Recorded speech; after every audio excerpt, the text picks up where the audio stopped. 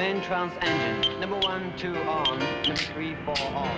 Number 5, 6, 7, 8 on. Hello everyone and welcome back to another episode of the Plamo Crew Podcast. Of course, I'm back with my co-host, Citrus. Hello, I'm Citrus, and you're listening to this podcast. Thank you. Today we're going to be talking about a couple different topics. I know the last two we did some Q&A. We talked about how to improve your model kits. We've kind of got a handful of things, not really tying into each other, just stuff we wanted to talk about. Citrus and I have already kind of discussed these things beforehand, and most of it's probably going to lead just into some kind of tangential discussion anyway, so we're just going to ramble a bit for about an hour, hour and a half, and hopefully we can have some good discussion and be at least a little bit entertaining for you viewers at home.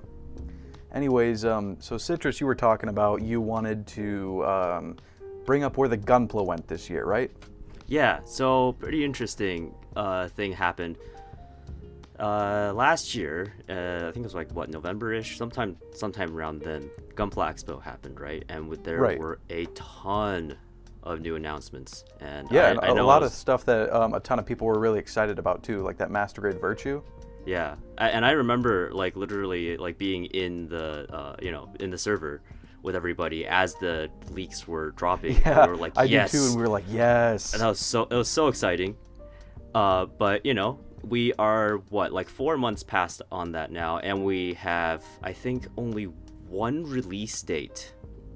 Well, maybe more than one, but like one release date for a new kit from then, which is the real grade Wing Gundam coming out. Yeah, we haven't heard anything about the Nightingale, the high grade, the real grade High Nu. We haven't heard anything about the Master Grade Virtue. Yeah, and the Master Grade Dom upgrade thing, whatever that is. Yeah, the 1.5. Isn't it using parts from like the Master Grade Rick Dom? Is that what it is? I have no idea, but I mean, like they showed some pictures of it, and I don't even know if they were really clear about what the upgrades necessarily are. From what I heard, they were like doing, it's basically like a revive. You know how they did the high grade Rick DS revive where it's P Bandai, and the only difference is that they kind of just swapped out the joints. Yeah. That's basically what I've heard that they're doing with the Dom, because they're keeping all the old molds for the armor and everything, but the internals are going to be changed. They're going to be using joints and structure from a newer kit that uses kind of the same Dom shape and framework. I think it was the Rick Dom, but don't quote me on that. Well, so it's interesting you mentioned that. I do remember there was that picture where they had like the colored segments on it that's like, it's like the blue is going to be different or the yellow is going to be different, something along those lines. No, I know what you're talking about. But I have built the Rick Dom, which I mean, it's obviously pretty old now, but like it wasn't that far away from when the Dom came out, if I remember correctly. I think maybe 2003 or so. Is that right? It could be something newer. Yeah. So I don't know, but that's just one of those things, right? It's like, hey, OG fans who is like part of our core demographic who buys everything from P Bandai, but you think this would be something that they'd be more excited about. Right. I just wish, like, if they're not really going to change that much, like, I don't care about the joints on the original Dom. I don't think it needs a rework that bad. The Dom is not a kit that needs to be pulling off, like, super dynamic poses. Just reprint the original or make a full 2.0, you know what I'm saying? Actually, I think they did reprint it a little while, or at least they announced a reprint a little while ago. Yeah, I'm just saying, like, I think the 1.5 is just a little bit redundant. I totally agree. Like, and not to mention, like, for a kit from 1999, I think. Right. It's really, really good. Like, it had the knuckle fingers, and it has plenty of inner frame and like the legs and bits. It looks really nice for what it is. Yeah, I'm hoping to get a handful of them when they come out, because I want to do like the at least the 3 for the TriStars. Oh yeah. That's quintessential. Yeah, I've got the high grade Origin TriStars, but I'd like to have the Master Grade with the original 0079 DOMs. Yeah. For me, since I picked up the MS Igloo color version in like 2009. Oh, nice. For like when it came out for like almost no money now compared to what they are. So I'm basically set, but yeah, so like for me, the other most exciting release next to the real grade wing, which we are getting, thank goodness, is the real grade Hainu. Yes. I'm curious if they will actually recycle much of the real grade new, but I would probably, but I mean, they're gonna have to make some significant changes to it. Oh, for sure, yeah. I really like that it had like those exposed silver bits on the legs. Yeah, those were cool. I like that it has actual color separated purple on the fin funnels instead of that just being like decals or stickers, because that was my only gripe for real with the Verka, because those like gradient that they did with the water slides, those were terrible. Oh no, yeah, and it's kind of funny, like speaking of the Verka, because the high grade Hainu and the old master grade Hainu had color separated shield, right? But if I remember correctly, I think the Verka has just a solid white shield that you're supposed to decal it, right? That was okay. That is another thing I don't like about the Verka, is it gets rid of that colored stripe across the shield. Yeah, so it's kind of weird how like, you know, they give you all the fancy gimmicks on the inside, but like on the outside, it literally is kind of a step backwards. Yeah, and it's a little weird how they kind of made it more of a purple instead of a bluish color. I do like the blue for the Hainu. Oh, for sure, same here. Yeah. Yeah. What else? Well, with the real grade Hainu, one thing I wanted to add, the one thing I don't like about it is the proportions of the funnel and the backpack. It looks way too big. Oh yeah, that is true. I remember like seeing the actual prototype where like the binders were just sort of like drooping down. I was like, oh no, this is gonna be like like I don't want it to see just like you know, it just like drooping like that, like a big cape instead of like wings. I'm hoping that doesn't happen, but I don't quote me on this. I can't remember where I heard this from, but somebody said that the prototypes aren't actually assembled like kits themselves. They're just kind of like a little structure that's like held together very loosely. So that could like be the reason for that. But you know, I would at least believe it doesn't have like the MS joint interframe for the old real grades, because that would definitely sag. I would totally believe that, because like I think Bandai 3D prints all their prototypes these days. Yeah, I think that is what I heard. Like it was 3D printed and it was like held together with like tape or some glue or something. Yeah, like I believe like really for anything, it's really just to illustrate what the exterior proportions and design would look like, because so I've been watching like a lot of Maker's Muse lately. If you guys don't know, that's a like 3D printing channel, and you like to print something like Gunpla is as far as I know, it's either incredibly difficult or basically impossible, because you're printing all the ways in like layers, right?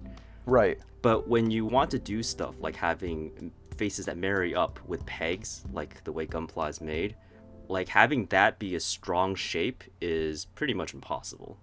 Yeah. Now there are independent creators right now who are making, I can't remember what the scale is and I can't remember what the name of the project is, so forgive me, but I have seen it before. They have a website. They're making a large scale, fully printable, fully buildable RX-78 too, and they're almost done with it, I think. Wow. That would be really cool. But let me look online real quick. 3D printable RX-78 2. I don't know. Well, what I'll say is I'd imagine that the scale must be fairly large for the details to be replicated in any kind of fidelity. Yeah, right. Because you know, unless you're doing like resin printing, you can get some more details with that. But like with like the PLA printing, it's a little bit sketchier. But it still does work in layers both ways. That's really cool. Let me see. I'm gonna see. I'm pretty sure I tweeted about it before. I was gonna search my Discord for it, but the old one got deleted, so it's probably not on the new one. Let's see. Oh yeah, here it is. Let me send you the picture on Discord. It's by Kaye 3D, I think it is. It's going to be 36 inches tall at the original scale, but of course with a slicer program you could modify that and make it bigger or smaller. But let me send that to our little DM right here. You can kind of see their prototype. That's very ambitious. It is. It's very cool. Yeah, I could say that I actually like this more than the Gundam Talk design, honestly. Yeah? Yeah. You mean the Yokohama Gundam? Yeah. Yeah, I'm not a big fan of that one. It's very cool. It's a very cool like feat of engineering, but Man, too many panel lines. Not even Yeah. Kotoki would go that far. And too many just. I feel like they've just put too many different colors in it for the sake of having different colors on things. Which I mean, I kind of understand, right? Because they kind of want to give it a, I guess, more cyber feeling is what they would call it. Yeah. Something more futuristic. And if you were to just have a giant animatronic that was like one color, it would be, I guess, less stunning. Yeah. Yeah, but anyway, so we're talking about all these different Gunpla releases, but the thing is, the announcements just haven't happened. And even aside from that, if we just look at all the Gunpla that have come out this year so far, there have been very few normal releases, if any at all, aside from like, well, in my mind, the only one that comes to mind is like Real Great Zeong, right? Yeah. Which we've known about for a while. Right. Like that wasn't Gunpla Expo, was it? No, they announced that well before, but they I did didn't do think the so. pre-sale for the effects part version of it, so that was like when it first came out, and then Yeah. like the second-hand prices for those were insane. And Yeah, I think they sold out quick and they went like right up in price. Yeah, but it's like, just wait, like literally 6 weeks, right? And then it'll be out at a regular price. But no, like people were actually paying like 140 and up for them on Mandrake. It's crazy. Yeah, that is crazy. I would just rather wait for like a restock and spend what I was originally going to spend on the Zeong on something else. Yeah. Because, you know, it'll come back. It's not like it's some super obscure kit, and it sold well. So Yeah. it's not a shelf warmer that they're going to just sit on forever. I also sent you a video of their working prototype. It's of them printing the Gundam off and assembling it on camera. You don't have to watch it right now, but it's just like something you can check out after we're done recording. It's really Sure. cool. Thank you. It looks like they're almost done with everything. They just need to make the head. Their last update was in February of this year, so they're probably working on that right now. Yeah. That would be a really cool project to work on if I didn't sell my 3D printer a couple months ago. Yeah. Okay, so anyway, back to releases. Okay, so we have seen a lot of premium Bandai stuff. Yep. But even Same with so, last year. a lot of it has been just reprints. I think the really only new sculpts that we've had is like the Mark III, or sorry, the Mark V. The Mark No, V. I Mark do have V. that on pre-order. I'm pretty excited for that. I saw the blog post from Bandai about showing off the kit, doing like their kind of DeLong style review where they just take some pictures of it, show off the features and stuff. And I was very relieved to see that a lot of the white markings, except for yes, one of them, yes. are not decals. They're actual plastic separation. The articulation on it looks good. The gimmicks look good. The size is very nice. It's about the size of the Master Grade Sazeby, I think, but they only compared it with the XS Gundam, I think. But I mean, going off canon size and scale, Oh, it's gonna be probably going to be huge. about that. I mean, yeah.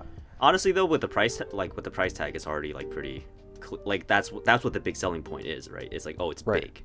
Yeah, But, and I like big kits, so. Yeah. Man, audio But just spiked really bad. Sorry, what were you gonna say? yeah, but like everything else is just like reprints of like Crossbones, reprints of like the Seed stuff, Wing stuff, F90 stuff, and it's kind of funny, right? That like we literally just came off of the 40th anniversary, and it seems like Bandai just took all of their attention away from Gunpla. Yeah. Yeah, like so we have all of these new sort of things that Bandai is doing. Some of which actually, one thing that I got really excited for, I literally saw the post as it came up on Instagram. If you don't know, Bandai Hobby has a English language Instagram account. I believe it's just called Bandai Hobby. Really? That posts basically the same stuff as their Japanese stuff, but obviously it's all in English, so you don't have to worry about like translating it yourself or reading it or whatever. Or Twitter auto-translating it for you and like Yeah. fucking something up. Yeah, and they announced in August a 3D model of the Millennium Puzzle from Yugioh. Oh, I saw that, and you know what? It doesn't come with instructions. Yeah, so I'm like, yes, I am so excited for this, and it's only gonna be 3,500 yen before tax, which I think is interesting, because the Millennium Puzzle, if I remember correctly, like it's not like a tiny thing, right? It's like it's like if you put like two fists together, that's about how big it is. Yeah, because I mean, it was worn as like a necklace in like the anime, but it wasn't small. Yeah, so I really wonder. So like all the parts are made of at least 2 pieces, right? As they've shown in one of the preview photos. Right. So it is actually a decent amount of plastic. So for them to sell it for only 3,500 yen, I think it's actually a pretty good deal. Yeah, all I'm gonna say is the first motherfucker to upload a tutorial on how to put that thing together is gonna make bank. Dude, yeah. I mean, see, this is the thing, right? So like, I'm a huge Yu-Gi-Oh person, and like, if I did live in Japan, like, I would be literally camping outside of Yodobashi or whatever it takes to get one on like day one. But like for us, we just gotta wait, and there's just no way around it, unfortunately. Exactly. Yeah. Yeah. Now speaking of Japan, Gunpla shopping in Japan, do you know a YouTuber named Dave's World? Oh yeah. I think I do. Yeah, he does a lot of resin work and stuff like that. Yeah. Yeah, so, well, me and him, I was going to say, like, we're good friends. Well, I don't know if he would consider us good friends, but I would consider us at least friends. You know, I'm listed on his channel as, like, friends channels, whatever, that's besides the point. Like, I talk to him often, I pop in his streams, and, you know, I hang out in the voice chat when he's streaming. Anyways, so he extended an offer to me. He said, hey, we're doing a trip to Japan to go Gunpla shopping, like, 1 to 2 years from now. Do you want to come? And I was like, yeah, sure. And he said, we've got contacts inside of Japan and people who go there often, and they're helping us compile a list of not only just the major places to go for Gunpla shopping, but also like the recycle stores, the mom and pop stores, and even a lot of stores that are kind of hidden from tourists that tourists don't know about. And we're gonna all go there with a bunch of money saved up. We're gonna get as much of like the coolest and some of the cheapest stuff we can find. And Dave has a DHL account that we're gonna use to ship it all back and not have to worry about cramming it into our luggage. That is awesome. I know, I'm really excited. Well, I hope you all have fun with that, and hope that like all this nonsense can clear up soon, so it can make it happen. Right. That's kind of why we got to wait a couple years, and because we got to get the handful of people that may or may not be interested. Like everybody's got to get on board. We got to get all the things like situated, like transportation. Everybody's got to save up money. It's just a big deal. Yeah. I follow a couple of Japanese people on Instagram, and they'll like post their hauls and like when they go out and stuff. Right. And like I don't exactly remember what city it was in, but there was like this nice little store called like I believe it's called Andes. I don't remember the whole name of the store, but it's like Andes, and it's it's like just this wall, like floor to ceiling, like tiny narrow walkway, but it's like it's just like this treasure trove of stuff. Yeah. Which one of the guys really frequents often. And last time I went, there was also this hole in the wall. It was in Akiba, so obviously it's not like that much of a hole in the wall. But like it's like down one of the little alleys. But it's not like one of the super big stores. Yeah, it's like down an alley from, I think it was like next to one of the Liberty animes. Okay. And like you wouldn't even know it was a Gunpla store because they just had like sliding door and like one banner outside that they very very inconspicuous. Yeah, but you go inside and it's just like you can tell this is like somebody's stash basically, but there was like everything in it, and it was like wow, it's just like nobody knows. But yeah, it was really cool. Oh, it is cool. Yeah. I want to do like Gunpla shopping, but I also want to go to those. I remember seeing somebody doing like a shopping trip in Japan or something. And there was like, what was it, like a 5 yen store or something, where there's like a ton of really cool like anime merch and stuff, but it's all like five or maybe it's like 50 yen. It was like a $5 store. Everything there was like $5 or less. It was like a Goodwill, but for like weeb shit.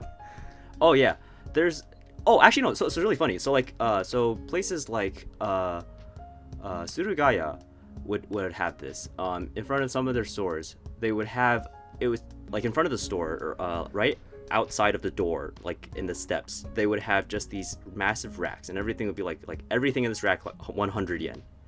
Yeah, and like, sometimes like you just find the most interesting things in there. Like I found a and like something that was really surprising for me, like I found a keychain from Ava 15th anniversary. Really? Yeah, of the MP Ava. It's like the little chibi, the little angel wings. Yeah, and, that is cool.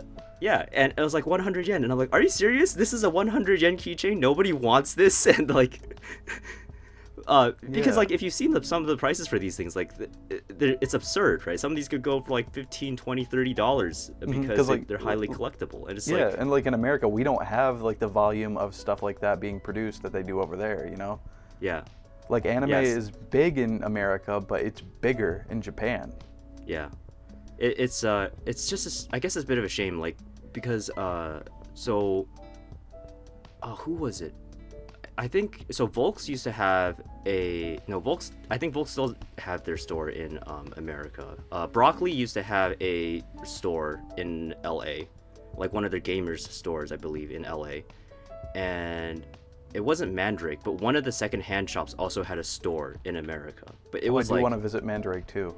And this was like years and years ago, right? But they Right. actually managed to stay open for a while. But like the financial crisis happened, I think, and all of the recessions and all that other stuff, real estate prices going out of hand, like everything like that just shut them down. And it's really sad because I think if they had come here maybe a little bit later when anime had become bigger, I think they could have had like massive staying power. Yeah.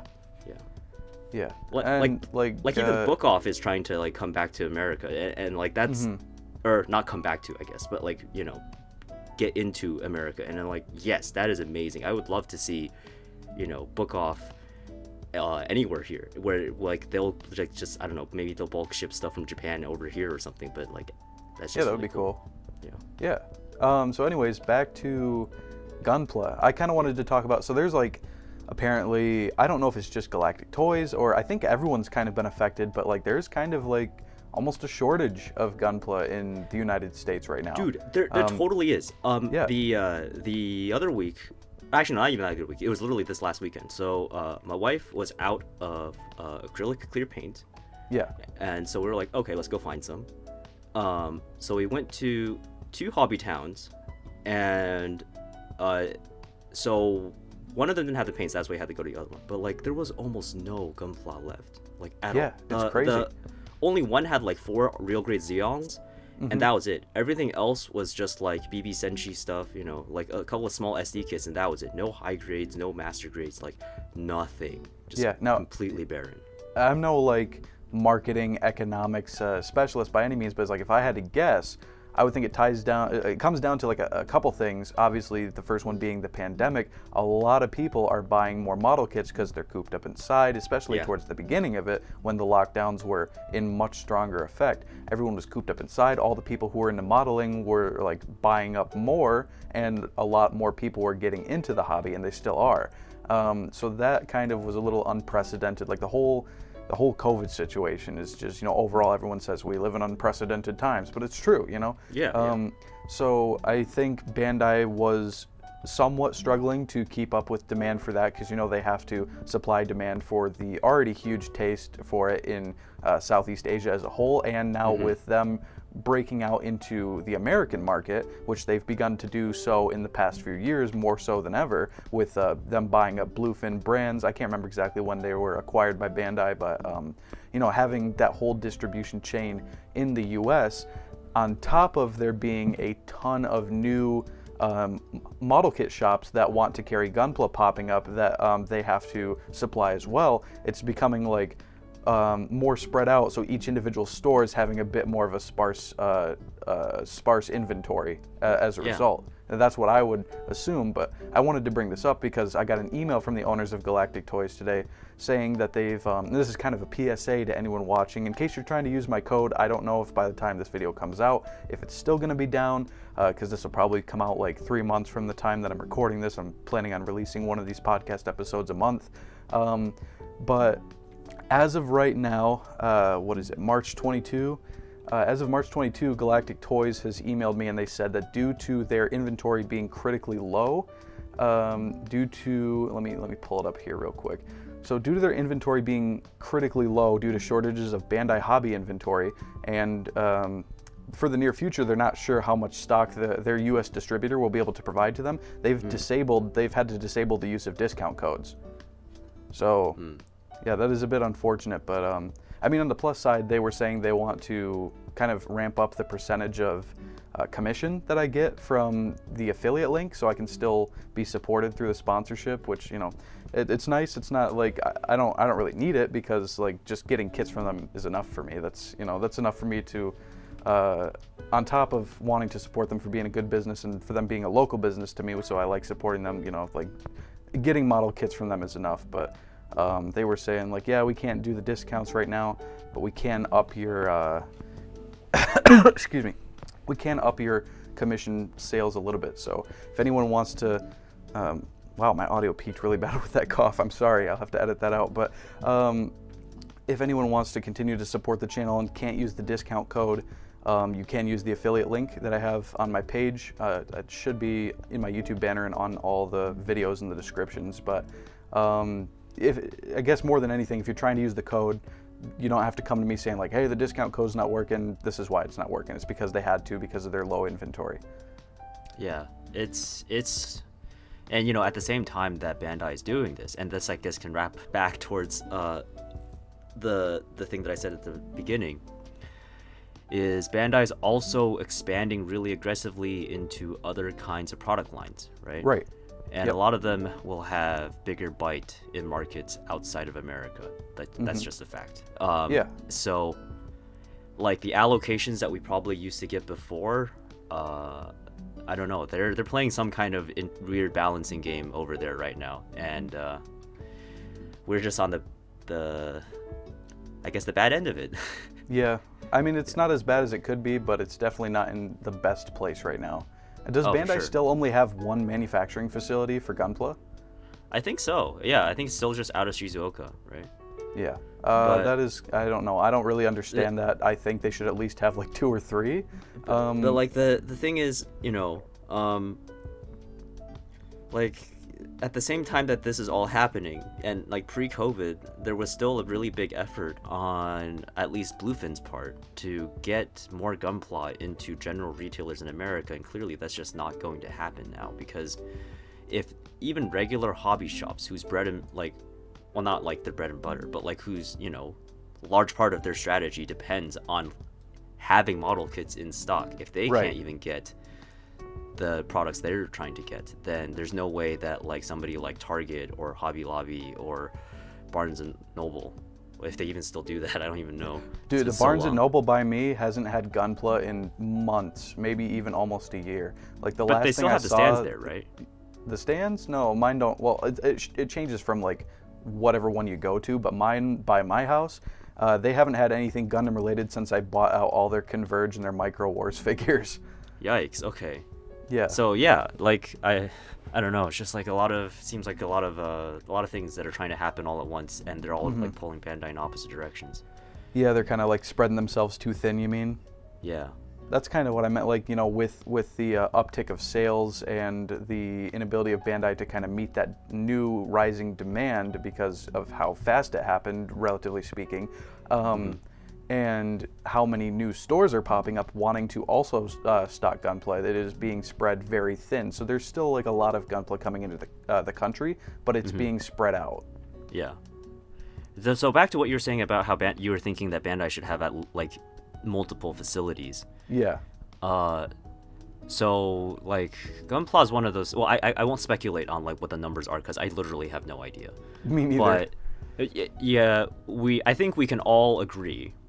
So this is you listeners included. I think we can all agree that at its core, like Gunpla is a volume product, right? Bandai makes their money by selling a lot of a cheap thing, rather than selling, you know, very few of an expensive thing.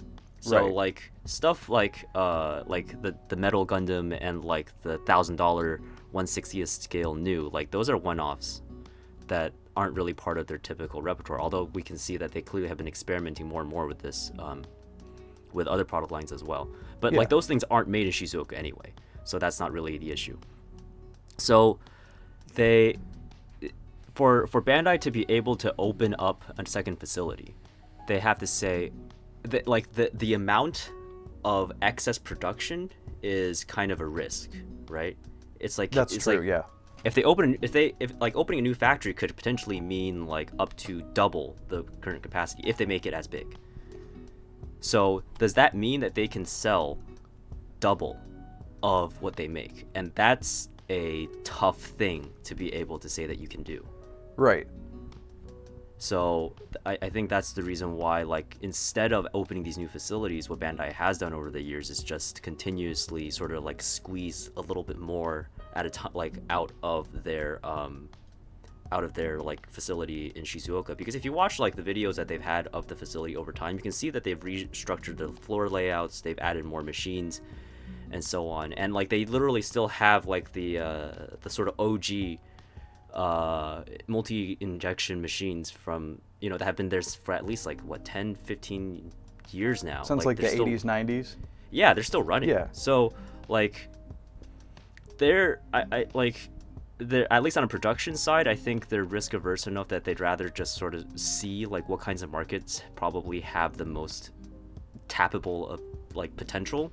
Yeah. Before they probably would ever even think about like making more facilities to expand their physical how do you say, like their physical footprint, if you will. Mm-hmm. No, I get what you mean. And, you know, maybe like short term, like right now, it might not be feasible or smart for them to expand to like an entire different facility. But if things keep continuing the way that they are right now for maybe like the next few years, they might be able to, you know, do something about that to up their production to meet demand. Because, you know, they're not going to be able to be like, oh, Gunpla, Gunpla demand is high right now, so we need to go build an entire new facility. But if it stays as a steadily increasing trend, then they're probably going to meet that demand.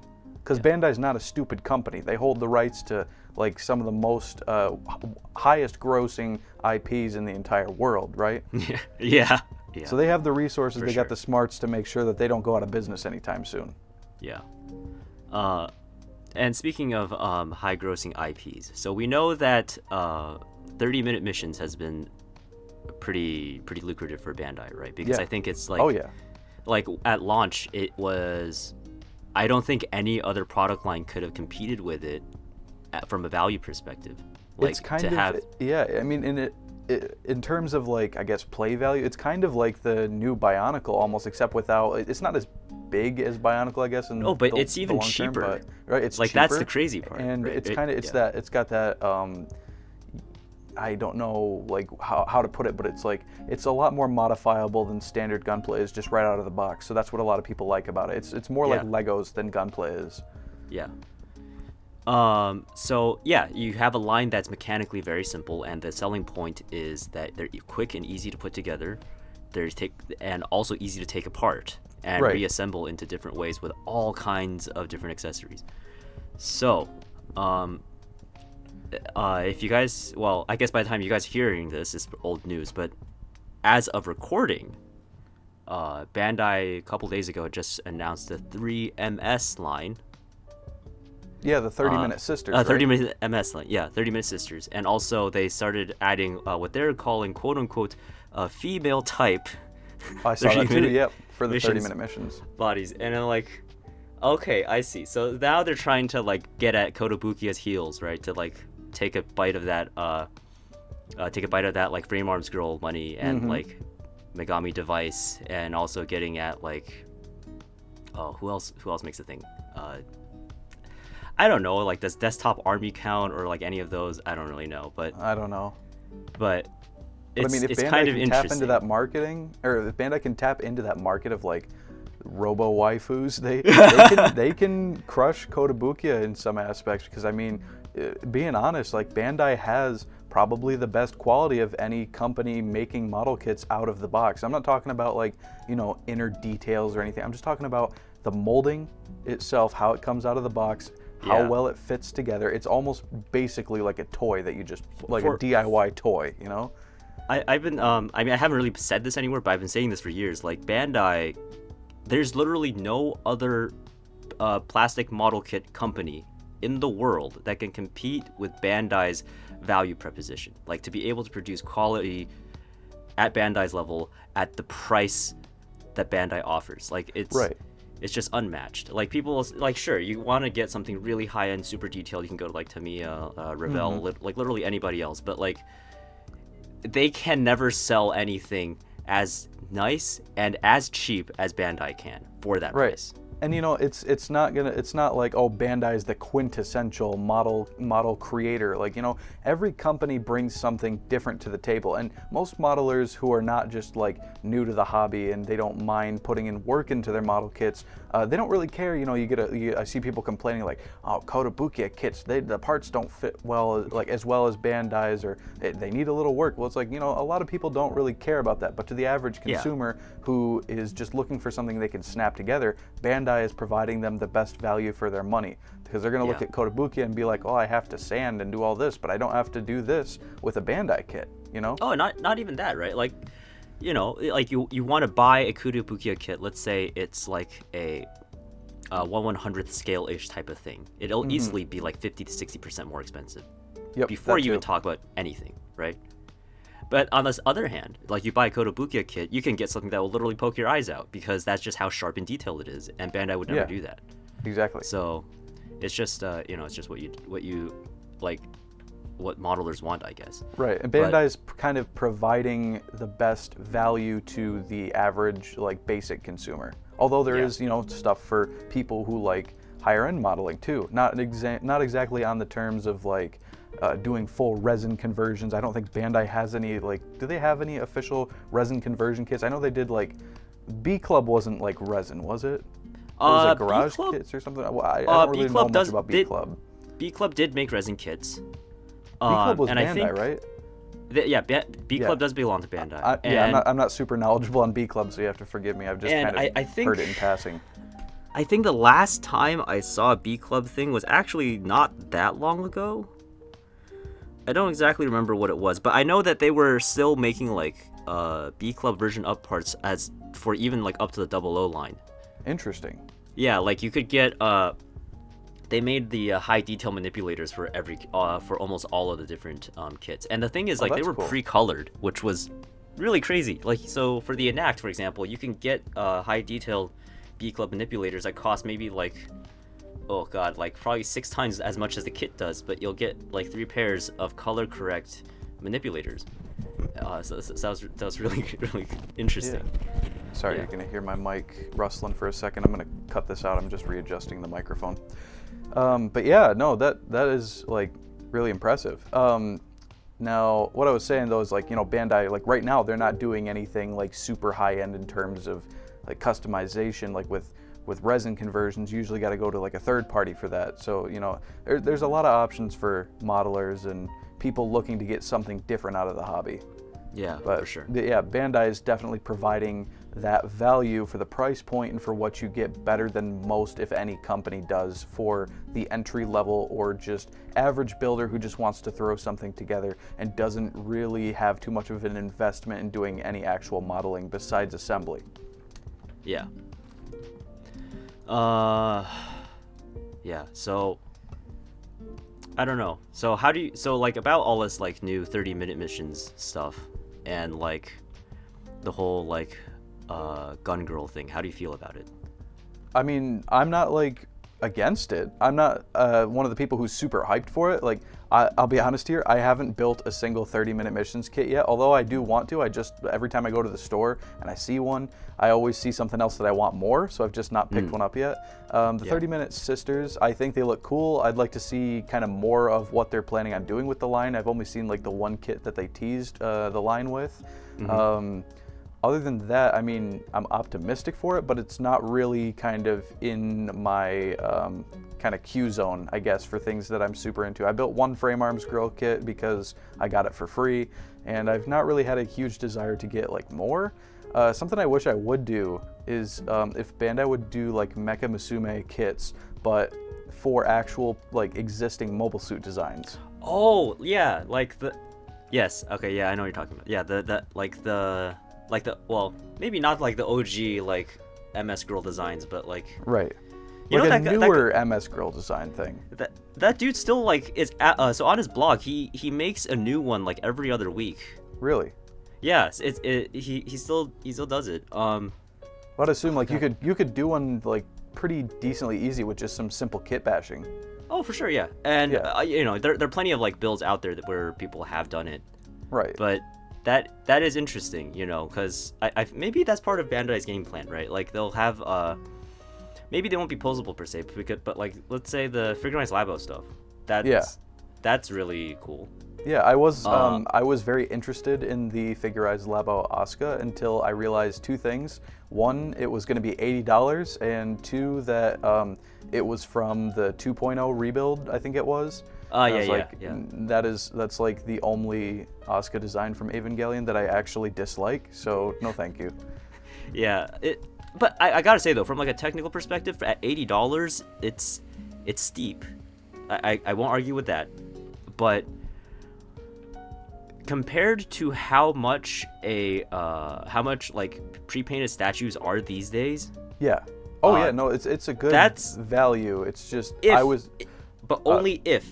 only if it actually looks as good as all of the the production photos show it as it is, because those do look good, like especially that kind of translucent the translucent parts of the suit that kind of combine two colors to create that like skin color underneath like a translucent vinyl material or whatever. Like that was pretty impressive, and those pre-molded eye colors, like but when I was talking about price, it was more like a personal thing. Like that design is not something that I want to pay that amount of money for. I don't think it's an unfair price. I think it's probably going to be a good product with a decent size. It's just like I'm not a fan of the design. I don't want to drop $80 on it. $50 maybe. That would probably be like my cap off point.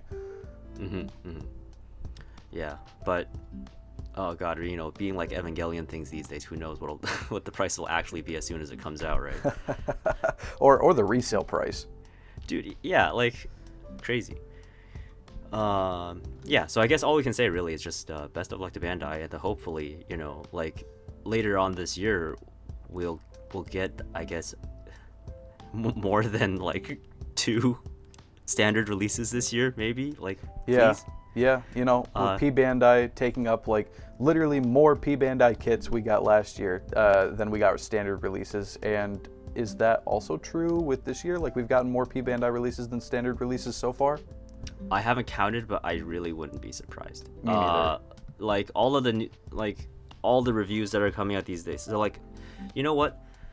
Actually, no. It wouldn't matter if we count right now anyway, because right now we're still in March, and by the time the listeners hear this, it'll be May-ish. Yeah, a lot of this stuff hinges. We've talked about a couple of things that hinge on, current day events. Like we were like, oh, we haven't gotten any news on the Master Grade Virtue so far. By the time this comes out, maybe we'll have a full release date by then. Some of the viewers are probably gonna be like, what the fuck are you guys talking about, right? So just keep in mind, this was recorded in March. But I will say though, it is pretty, like, it's still really abnormal, because I believe the Arios and Caradem both came out by this time, right? In like 2019, 2020. Right. Yeah, they were both out by now. So, still kind of weird, even if it does come out somehow. No, they can't, because like if they would have announced the release date, it would have been like, they announce things at least like 2 or 3 months ahead, right? So I wasn't talking about like if it gets released by the time this is out. I was talking about like if we get any like release date, because we were talking about it not having a release date yet. Excuse me. Yeah. I mean, I don't know. I don't know. Like, and now the thing is, while we're still waiting for all of these things that Bandai had already announced, they've already done as of recording, right? The Mark V is on its 3rd pre-order batch. Yeah, which is really weird. Like okay, P Bandai, I get it when you have things like AOZ, you have licensing issues, you have the issue of it being obscurity. You talk to the average Gundam fan in the West who's like, I like Gundam Wing, I grew up with it on Toonami. You're gonna be like, oh, I like AOZ. They're gonna be like, what the Christ is that? Yeah. So you got things that are obscure. You've got some licensing issues with AOZ specifically, which is why it's one of the only things that I completely understand it being P Bandai for the majority of the line, and I'm completely fine with. You get like recolors, you get a couple odd things in here and there, but like the Mark V, why was that P Bandai? Not only is it selling extremely well, because it's not, it's no main Gundam suit, it's no like wing Gundam, right? It's not something that's super popular to the masses, but it is a popular enough suit. It could have been retail. And what's the argument? It's from Sentinel? Guess what else got retail releases? 2 versions of the XS and the fucking Master Grade Deep Striker. How did the Master Grade Deep Striker get a retail release and the Mark V didn't? Dude, yeah, see, right? And the thing is, like I did the math, right? Like the amount of money they were probably making per unit on the Deep Striker was insane. Right. Well, because doesn't it have like a ton of like reused parts anyway? Like you have a fuck ton of leftover parts with that thing. Yeah, you throw away almost like 40% of the kit. Right. And you're paying $200 for it. Mm-hmm. And that can be a standard release. So like, how is it not okay to have this at a retail price? Fine, bump the retail price up to like 90, maybe even 100, and I'm sure like people will still be groveling to buy this. Right. I mean, the Sazabi. Well, okay, I can't use that as an argument because the Sazabi is extremely popular. No, but I mean, see, you kind of can though, right? Because like the Sazabi, I think if the Sazabi had been less popular, it would have just been more expensive. Right. Like with it's not like a situation where we have where you have a big kit that's kind of bad, but it's not super popular, and they charge too little for it, so it's like just bad all around. Yeah. Which is why they haven't reprinted it in I don't even know how many years now. Yeah, but that's why I had to get one from Deban. That was the only way I could get one without giving a scalper, or not a scalper, I guess. It's probably way too late for that to be scalped, but, like a reseller, like $300. Yeah. Like, I'm not paying $300 for a kit that's literally just a bigger version of the high grade with more pipe rings on it. Yeah. I think Bandai should have charged closer to like maybe $150 on it for it to have made sense for them to make it more than one time. Yeah, right. But yeah, like I don't know. And see, like while this is happening, so they extended the Mark V's production twice now. They just announced a bunch of new like the Seed Zaku Phantom or Zaku Yeah, Warrior they just released things. like 3 different variants of that within the span of a couple months, didn't they? They had the Lacus Klein one. They have like the green one. I can't remember all the names. I'm not a huge Seed fan, but they have like the green one with the missile backpack, and then they just released a new version of that one with the missile backpack in a different color. Yeah, and sure, like recolors are easy, whatever. But like like making all of the new accessories like that. That takes like at least some time, right? Maybe they already did it all at once before, who knows? But yeah, they did that. They reprinted all of the PB crossbones again. So like there's literally factory floor time right now that is just going into reprinting old stuff. Right. When there's new stuff that like we're like, hello, please.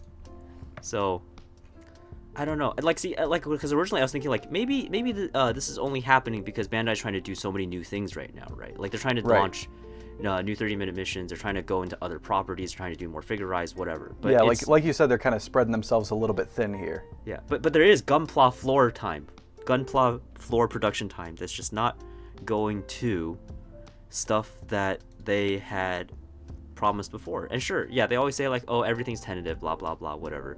But, like... it's tough. Yeah. Man. Like it is tough right now.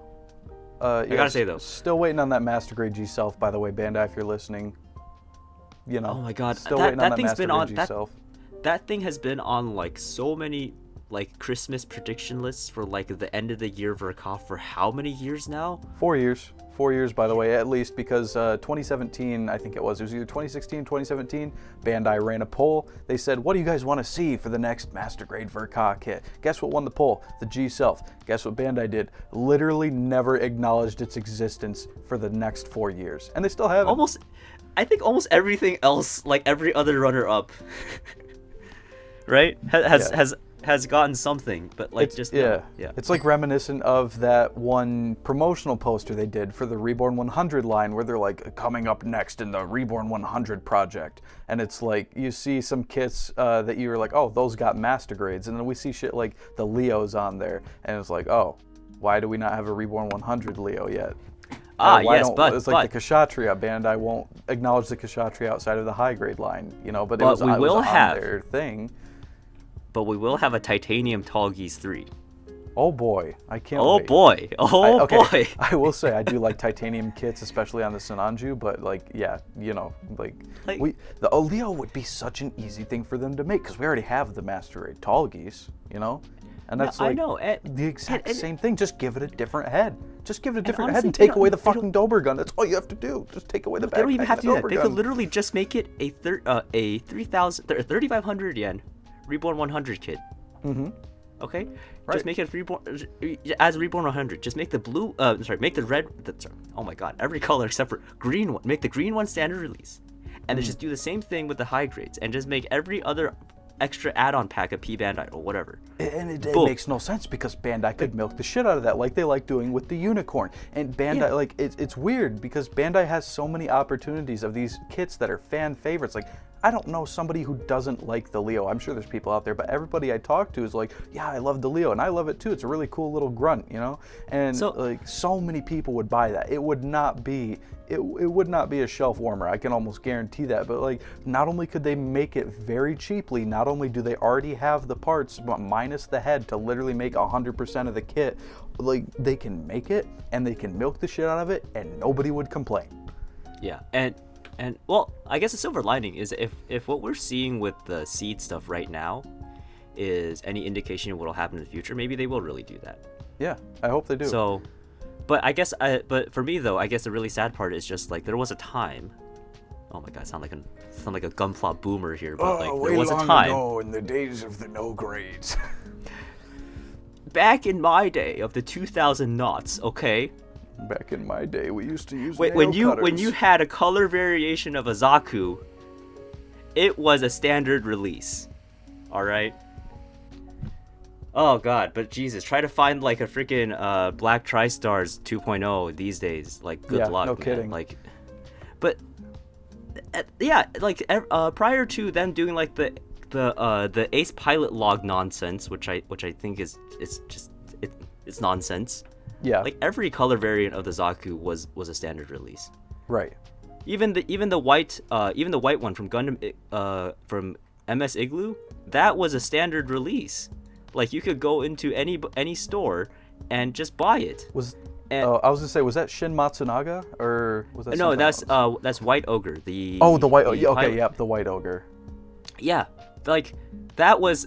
Can we talk about? Like that's a mobile suit that appears in one episode of MS Igloo, right? Of a 9-episode OVA series that was released over the course of 3 years that like maybe 20 people watched, and they made that standard a standard release. Yeah, and like same with the Zuda. The Zuda got a full standard completely release. brand new, unique sculpt. Okay, not even to this day has it been remade into any kind of like Gunpla builders, like build fighters, any kind of anything. Which is a shame because the Zuda is cool as fuck. But they made that. They made that for that OVA back in 2000. 2006, right? I think it was 2006, and I like mind blown, and like we don't have a 3.0 GM. We don't have an Origin GM. We don't have. We just don't. There's so many things. It doesn't make sense. Yeah. Bandai I don't know. I guess things it's just that don't make sense to me. So you know what? So I know like a couple episodes back we were saying like, could it ever be a bad thing that Gunpla is becoming more popular? And I guess this is one of the, you could say, bad things that's happening, because back when every single Gunpla customer was a hardcore fan, they catered to the hardcore fans. Yeah, so everything could, like Bandai could just make everything. Because people would buy it just because it's a new thing that came out and a lot of people knew like what was up. Yeah, like there was a time like, you know, like the oh, I remember now. I know what they're gonna upgrade probably in the Master Grade DOM upgrade. Oh yeah. So they made those like the ZZ version and like the Unicorn version. I think the Dwage? The Dwage, yeah, that's what it was. Dwage Custom or something like that. Yeah, they I know they upgraded some things in there, so maybe like it'll be just the DOM, but with like some of those bits, and then maybe a little that's bit what more. It is. It was the Dwage. It wasn't the Rick DOM. I couldn't remember. It was the Dwage. Yeah. So like the thing is, the Dwage came out like maybe a few years ago. If that had come out like maybe 15 years ago, that would have been a standard release. Right. So. That is a really good point that I've never thought about before. It's like, I don't want to be like, oh, you know, we're the hardcore fans and Bandai's just being watered down and catering to the normies, you know? But it's like, that is kind of what they're doing, and I understand from like a business perspective, like you kind of do have to cater to the lowest common denominator, to put it bluntly, like in some way, if you want to make like a max profit, because like, you know, you got a lot of people who just watched Wing, so Bandai's gonna see that, they're gonna be like, oh, make a bunch of Wing shit. And I think they're also kind of underestimating the popularity of a lot of stuff they're putting on P Bandai, like thinking that like, you know, oh, we have this kind of more casual fan base who really only likes to buy like the main stuff. But like that doesn't mean that you have to put the stuff like the Mark V on P Bandai, because not only do you have stuff like people who are just gonna buy something because it's a new release, you have people who are actually like fans of that kit, and as the 3 production runs within the same year are telling you it's still selling well. Yeah, and honestly, like, and like honestly, like something like Zeku Eins. Mm-hmm. If they made that, like, it would. I don't like.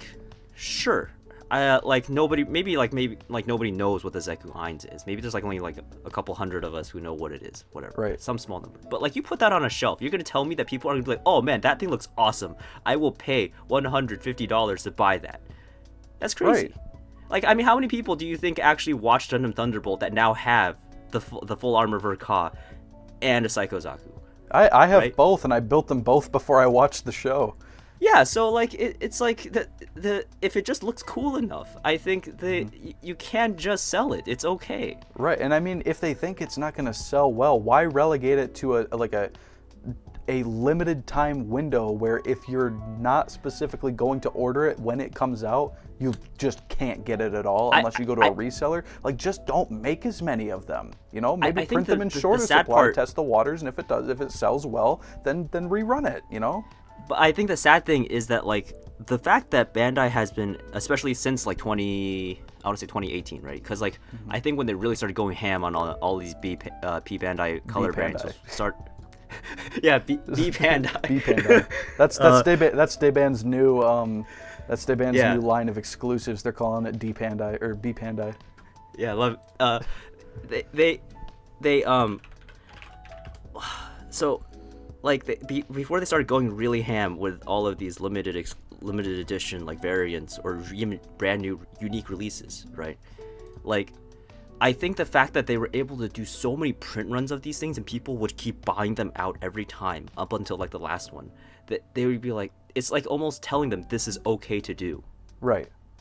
It's like, oh, well, we could just do this and then pocket more of the money because we're the distributor. There's no other distributor. We sell this for full price.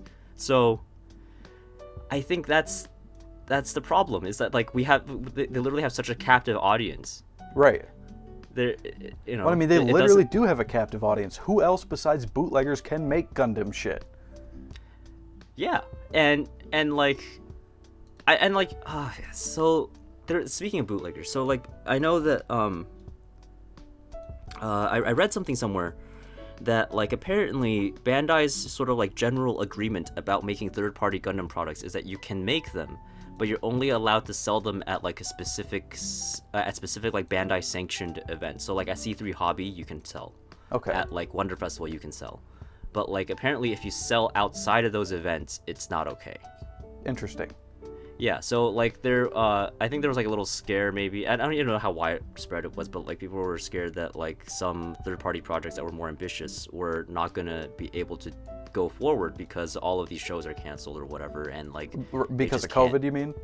Yeah. Yeah. And I didn't know if you meant like more recently or just like in general. No, but in general, yeah. It's like there's like if Bandai gets bigger and they do all these crackdowns on like the band and everybody else, which is so weird, right? Because the band still exists. Yeah, I mean, the band's been shut down so many times, haven't they? Like they keep getting shut down, then just like, yeah, we're back, we're making more shit now. Here's a mega-sized Sazabi, brand new mold that we made ourselves. Well, I mean, that hasn't come out yet, but they're apparently working on it. I mean, they released a picture of the prototype like 2019, I think. They've kind of been radio silent on that since then. But they make so much cool stuff. Oh my goodness, there was actually a one of their like originals that I saw a little while ago, and I was super excited for it, but I forgot what it was. I got the perfect grade Exia Avalanche from them, and that was really cool. The quality on that was actually surprisingly good. Like I know it's pretty common when you get a band kit or a third party kit, the fittings aren't going to be perfect. You know, you're going to have to do a decent bit of sanding. What I was surprised though is they undergated everything that they made themselves. You know. So I was like, wow, this is actually pretty nice, you know. And the engineering on it was very impressive too. Like on the dash sleds and on the Avalanche gear, like this is good, you know. This is not bad at all. So, you know, actually speaking of that, so what do you think is possible that maybe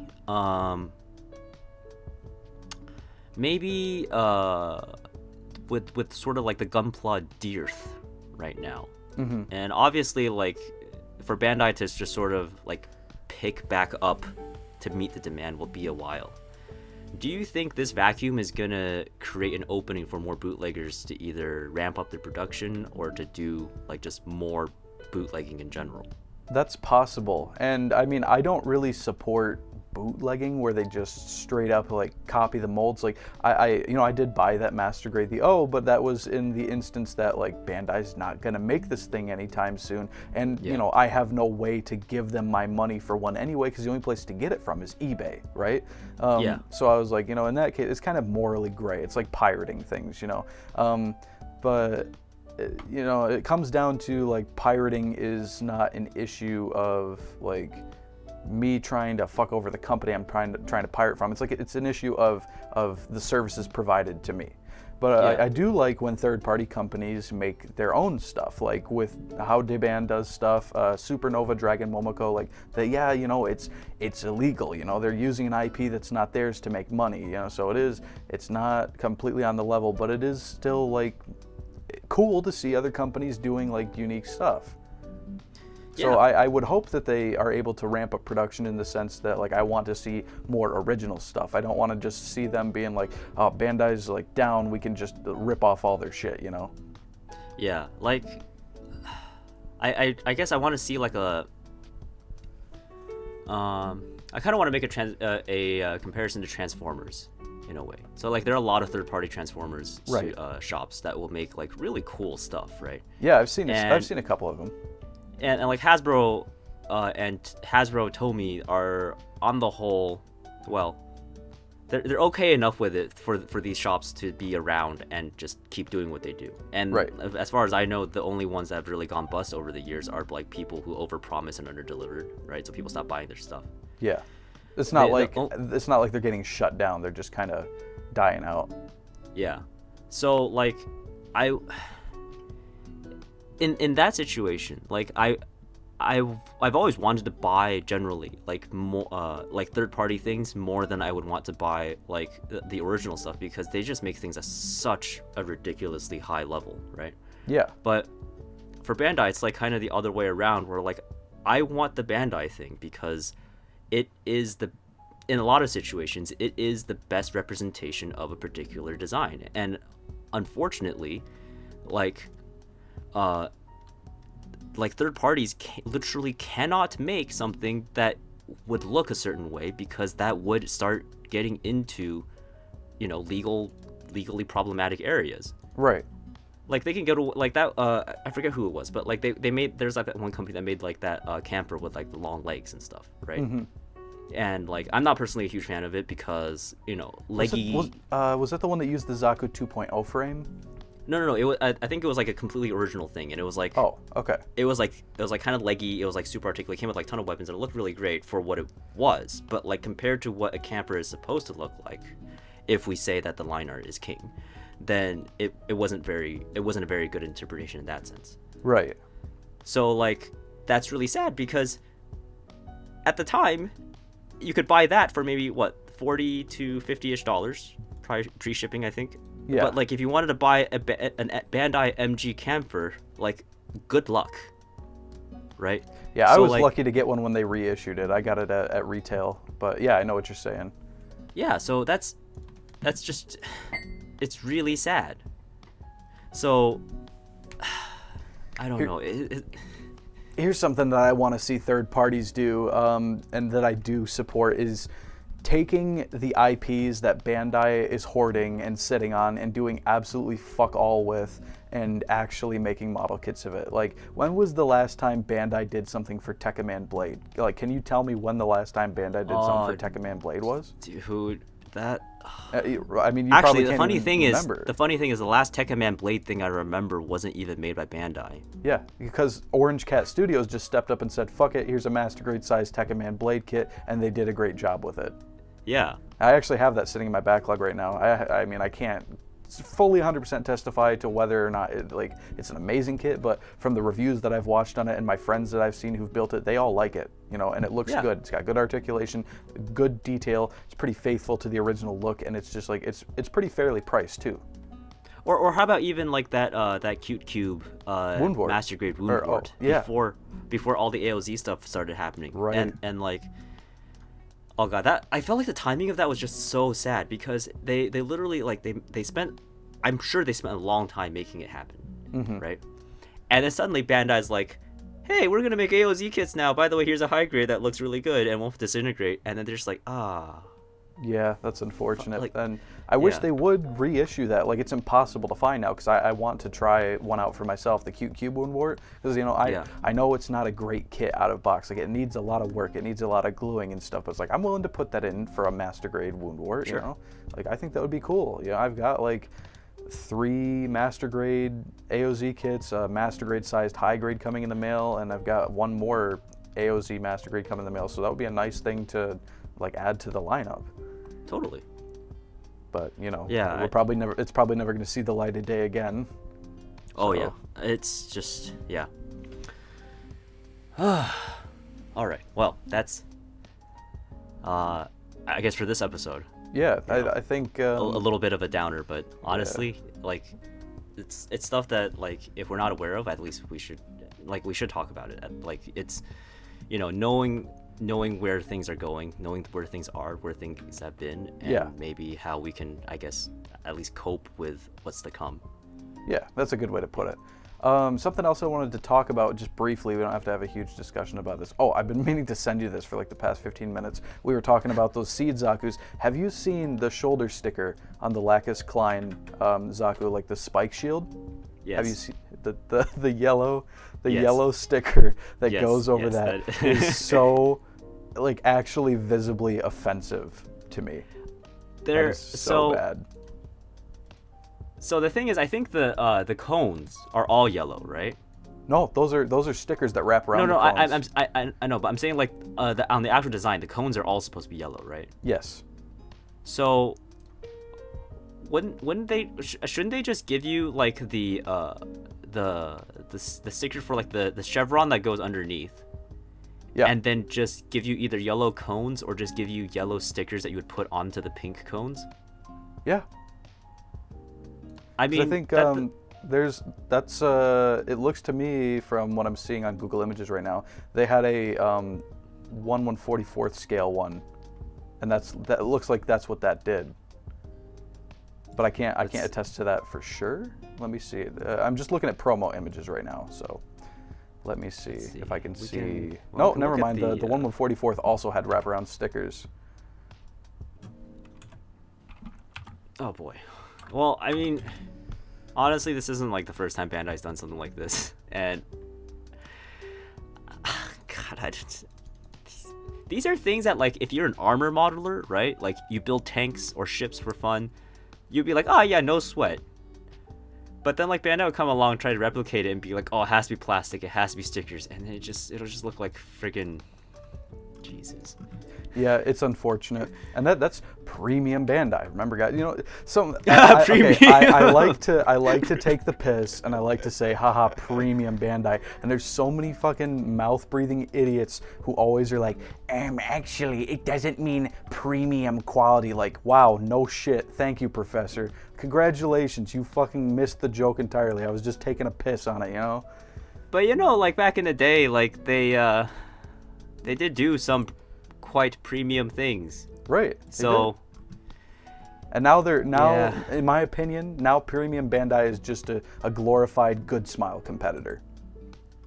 Oh god, oh my god, let's do we want to go in there? Do we want to go there next episode? Is that where we're going to talk about? I mean, I'm not exactly super well versed on Good Smile because I don't really buy from them often. But I mean, if you want to talk about it, you can definitely okay. All right. pill me a little bit. So next episode, we can start with a little bit about, I guess, Good Smile, and we can talk about that just a little bit before we launch into the actual topic of the episode. We can do that for sure.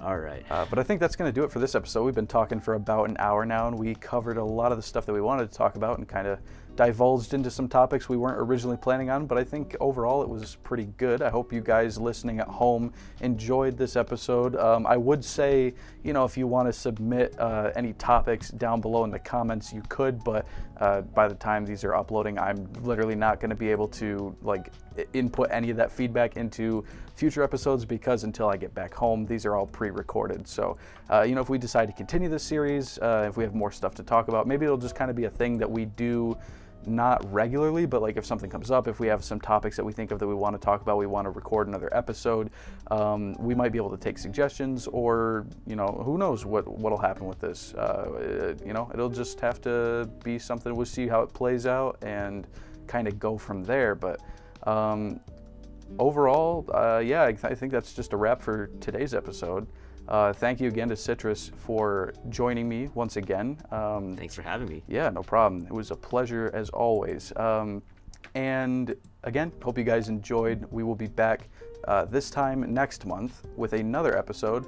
Not exactly sure what we're going to talk about yet beyond the Good Smile thing. I did want to talk a little bit about another new line that Bandai is doing that I did not bring up in this podcast, but something that I'm personally very excited for because of the possibilities it's going to bring in. I have a lot to say about that too, so it'll probably take up a decent chunk of the episode, and we'll just kind of go from there. But yeah, that's going to do it. Thank you for watching, and we will see you guys next time.